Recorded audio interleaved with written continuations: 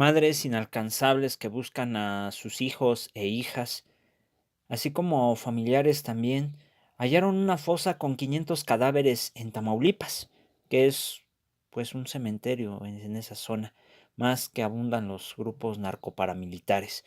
Acusaron a las autoridades de ocultar información, pero la llamada fiscalía lo está negando.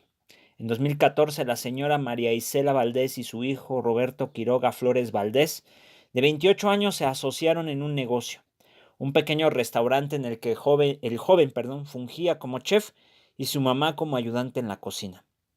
Menciona que su hijo tiene una licenciatura en gastronomía y nuestro negocio estaba a una cuadra a la de las oficinas, de la Policía Ministerial y de los juzgados en Reynosa. Así que les vendían de comer a jueces, a secretarias y a policías. No era un negocio con el que estuvieran haciéndose ricos, recuerda, pero les permitió vivir dignamente un corto tiempo. Al poco rato llegó el crimen organizado, el cártel del Golfo, y empezó a pedir cuota a todos los negocios que había en Reynosa, incluido nuestro restaurante. Tenían que pagar 30,000 pesos al mes, o sea, 1,000 pesos diarios por concepto de, entre comillas, seguridad.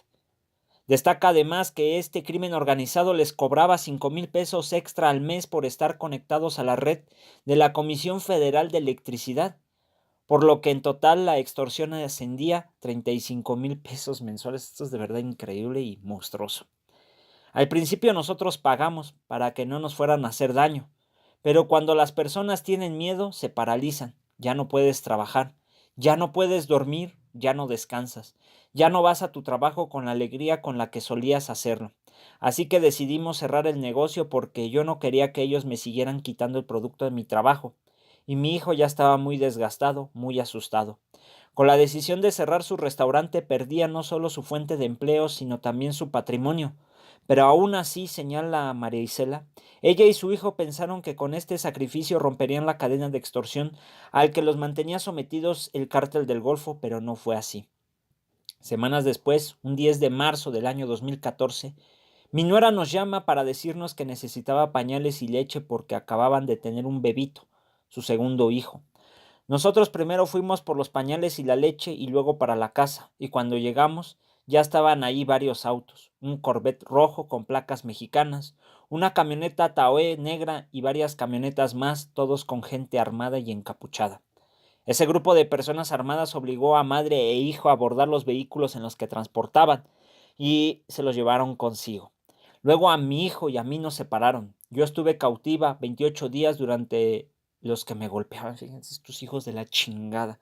Pero así son los perros paramilitares, pero bueno. Perdón, compas. Continúo. Perdí varias piezas dentales y luego me dieron la libertad. El delincuente me dijo que tenía que conseguir 5 millones de pesos. Fue abandonada en una carretera de Tamaulipas descalza. Sus captores le ordenaron retirarse la venda de los ojos solo hasta que escuchara que se habían alejado. Cuando ellos se fueron yo empecé a caminar por la carretera, hasta que un señor me vio y manejaba un tráiler. Le mentí, le dije que me habían asaltado para robarme el coche y necesitaba llegar a la Ciudad de México, en donde tenía familiares. Iba muy golpeada. Me faltaban dientes y casi no podía caminar. Una pierna no me servía, me dolía bastante. Gracias a la solidaridad de este conductor y de otros compañeros suyos que aceptaron dar su ayuda, María Isela logró llegar al día siguiente a la Ciudad de México, en donde familiares pudieron asistirla. Primero me llevaron al médico y luego a la PGR, donde interpuse la denuncia por el secuestro de mi hijo y el mío, pero no hicieron nada. El 13 de mayo del 2014, 2 meses después del secuestro y 3 semanas después de haber sido liberada, María Isela recibió una llamada en la que los captores le reclamaban que no hubiera vuelto con los 5 millones de pesos que exigían por la vida de su hijo, y le advertían que en represalia Roberto había sido entregado a un delincuente identificado como Loquillo o Metro 21. Los captores contactaron a la familia 2 veces más, primero para hacerles llegar una foto de Roberto, sometido y encañonado por el delincuente identificado como Metro 21, y luego una nota en la que les avisaba que Roberto había sido asesinado y sus restos, arrojados en una zona conocida como Las Calcheras. El próximo mes, el 10 de marzo del 2019, se van a cumplir 5 años de que desaparecieron a mi hijo, comenta ella, y hasta la fecha sigo esperando que las autoridades empiecen a buscarlo. Pero en realidad yo no estoy esperando a las autoridades. Yo empecé inmediatamente mi propia investigación Hice 37 rastreos en esa zona, cada vez con más participantes, porque se me fueron acercando otras mamás que también buscaban a sus hijos e hijas, y desde entonces hemos encontrado muchos restos humanos en esas búsquedas. Eso fue lo que nos llevó a descubrir las fosas de Miguel Alemán, con aproximadamente 500 cadáveres. En 2017, al grupo de madres buscadoras de Reynosa se acercó una mujer empleada de un establecimiento del municipio vecino de Miguel Alemán. Camino a su trabajo, esta mujer pasaba todos los días frente a una funeraria de dicho municipio, en la que siempre veía cadáveres arrojados en la puerta de su casa, sin que nadie de la localidad pareciera ya extrañarle. Con esa información, el grupo de madres se acercó a la funeraria y conversó con su propietario, el cual reconoció que entre 2014 y 2016 el crimen organizado había arrojado prácticamente cada día al menos un cadáver ante las puertas de su negocio. El señor nos comentó que él llamaba todos los días al MP de Reynosa, que es el más cercano, para avisarles que otra vez le habían ido a aventar un cuerpo, pero que las autoridades nunca acudieron ni una sola vez. Entonces, como las autoridades no querían hacerse responsables, este señor hizo lo mejor que se le ocurrió: excavar una fosa en el monte, y ahí comenzó a depositar los cuerpos que le aventaban afuera de su negocio. Los envolvía en plástico y los mandaba a la fosa clandestina. Esa fosa se llenó y excavó otra, y luego otra más. En total fueron 3 las fosas en las que él depositó alrededor de 500 cuerpos, según su propio conteo. El testimonio y las indicaciones precisas brindadas por el dueño de esta funeraria, el colectivo de mamás buscadoras localizó las 3 fosas a las afueras de Miguel Alemán, en una zona semidesértica, y dio aviso al llamado gobierno estatal, encabezado por el narcopanista Francisco Cabeza de Vaca, o para nosotros Cabeza de Res, así como la Comisión Nacional de los Derechos Humanos. Elizabeth Almanza encabezó las labores de exhumación de dichos cuerpos entre abril del 2018, la fiscal estatal precisamente. Labores en las que coadyuvaron expertos de Guatemala y Alemania, que fueron realizadas en presencia de las madres que localizaron dichas fosas. Los cuerpos, narran, salían envueltos en cobijas, amarrados con sus mismos cinturones, vendados de la cara, esposados, amarrados de los pies. Había cuerpos de niños, de mujeres, de ancianos, de personas jóvenes. De la fosa, además, fueron extraídas algunas pertenencias que acompañaban o se habían desprendido de los cuerpos, entre las cuales había identificaciones, y así pudimos saber que algunas de esas personas eran centroamericanas y otras de Estados Unidos por sus ID, situación en la cual se acercaron a tomar conocimiento de los hechos tanto personal del Consulado de Estados Unidos en Matamoros como la Oficina del Alto Comisionado para los Derechos Humanos de la ONU. Sin embargo, María Isela, en junio del 2018, a los 3 meses de haber iniciado labores, el fiscal del estado Irving Barrios y la fiscal para desapariciones Elizabeth Almanza decidieron suspender las exhumaciones. Cerraron las 3 fosas cuando aún quedaban muchos cuerpos dentro y solo extrajeron 265 cadáveres. Han pasado 8 meses y las familias que buscamos a nuestros hijos e hijas no hemos sido informadas de ningún resultado por parte de las autoridades, ni de las estatales, ni de las federales. No nos han dicho quiénes son esas 265 personas que sacaron y a las que tomaron muestras de ADN, ni tampoco nos han dicho por qué no han recuperado el resto de los cuerpos que abandonaron en las fosas comunes. Están ocultando todos esos cuerpos, destaca la mamá de Roberto.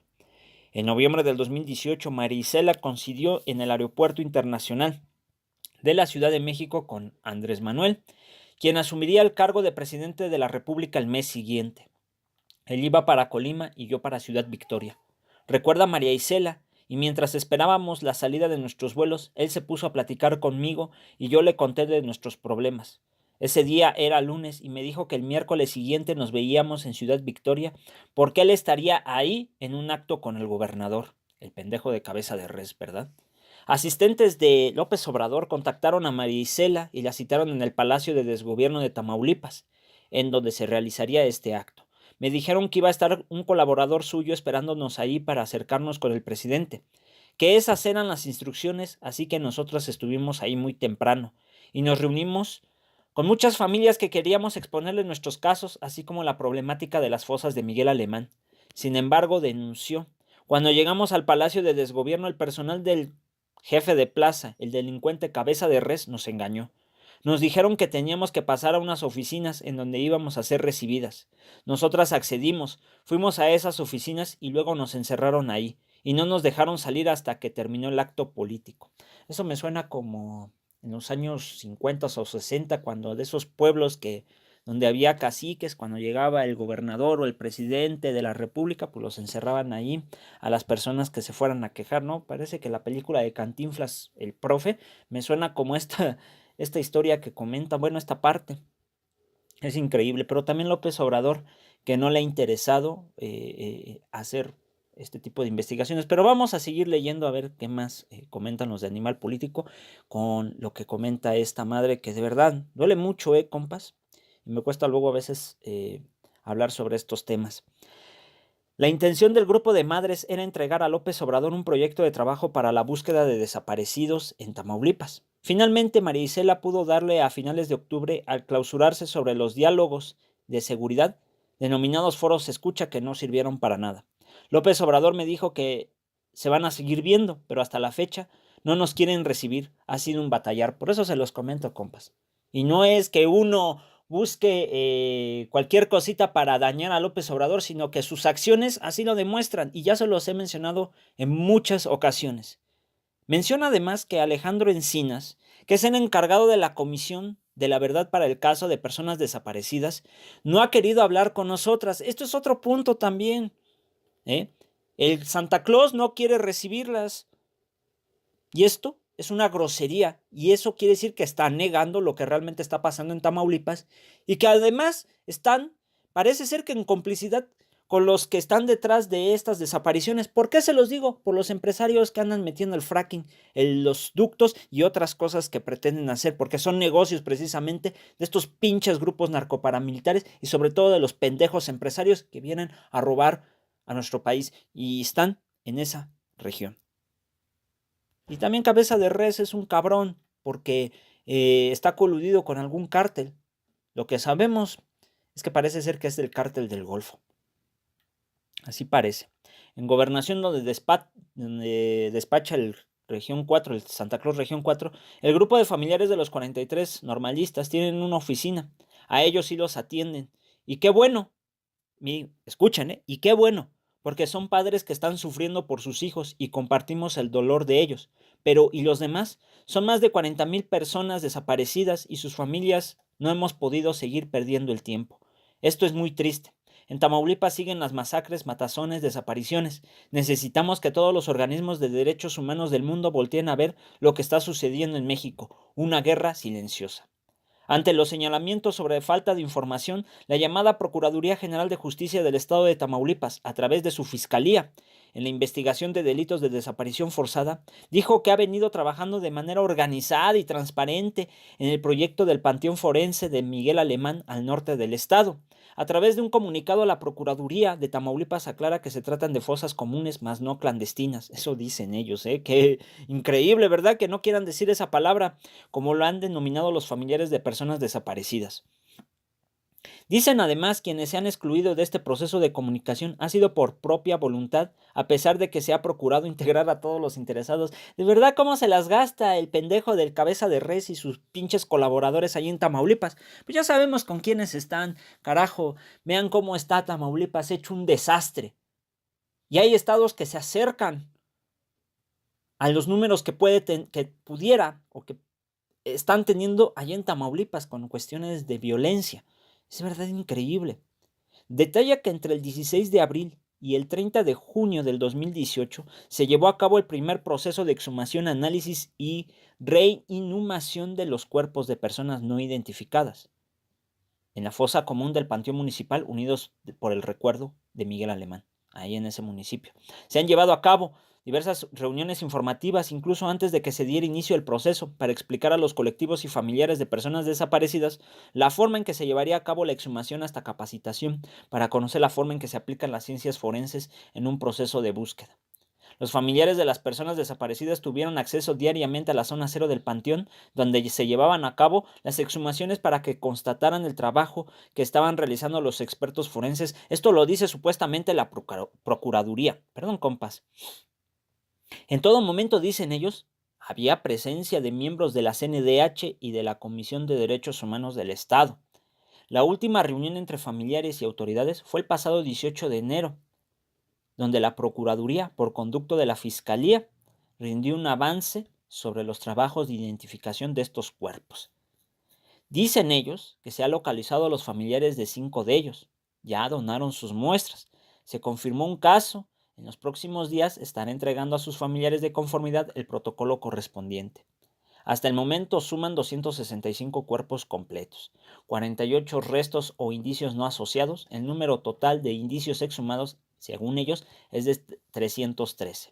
De los 265 cuerpos, informan que 254 son masculinos, 5 femeninos y 6 no han sido identificados. Eso dicen ellos. Y se recolectaron 766 muestras genéticas de fragmentos óseos y piezas dentales. Digo, la verdad, con el choro que están enviando, también mencionan que el laboratorio de genética han tenido 1042 muestras de hueso, 766 muestras dentales y de hueso, donde se extrajo el ADN. De esas mismas muestras, el perfil genético de 80 se ha identificado de los 265. De las 276 muestras de hueso no asociados, se ha estriado el ADN de 50 de ellos, pero no han tenido un perfil genético hasta el momento. Y del cotejo de la información antemortem, postmortem, se tiene 20 hipótesis de identificación. Según la Procuraduría, en un comunicado recalca que ha estado trabajando de manera continua e informado de manera clara y transparente a todos los familiares sobre los avances de la investigación. Entonces eso quiere decir que los familiares están mintiendo. No creo, compas. Los que están mintiendo son estos cabrones de la fiscalía y del desgobierno de Cabeza de Res, porque quieren que esto ya se dé carpetazo. ¿Para qué? Para seguir protegiendo a esos grupos paramilitares que despojan de sus tierras y quieren desplazar a la gente. ¿Para qué? Para meter más ductos y ductos y ductos. ¿Por qué creen que tienen casas en Texas? Porque esos mismos empresarios que tienen en Texas, las compañías les están vendiendo, y uno de ellos es Jiménez Espriu y la otra. No nos hagamos. Y si los investigan más a fondo, descubrirán muchas cosas que hay detrás de ello. Y perdón por mi encabronamiento, pero ya me tienen hasta la madre. Y compas, compartan estos comunicados, compartan esta información. Nos necesitan en esos estados, Tamaulipas, Guerrero, Michoacán, entre otros, donde hay mucho paramilitarismo. Por favor, no dejemos que estos cabrones se salgan con la suya. Y les mando un abrazo, compas, y un abrazo afectuoso a las familias. Espero algún día encontrarme con ellas en la Ciudad de México. Y disculpe, pero me encabrona este tipo de asuntos, aunque me cuesta trabajo a veces comentarlo. Les mando un saludo, cuídense y hasta otro video.